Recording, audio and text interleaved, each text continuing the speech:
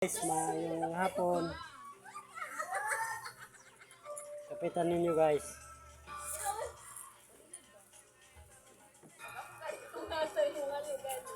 Sa tanan papa, tatay, sa tanan papa,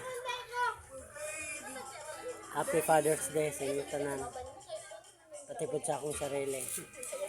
Sa akong mga kuya nga nahimong tatay, nahimong papa, sa mga followers na akong nahimong papa, Happy Father's Day.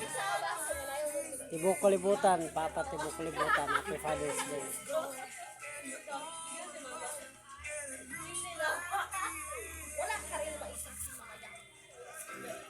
Happy Father's Day sa tanang tatay.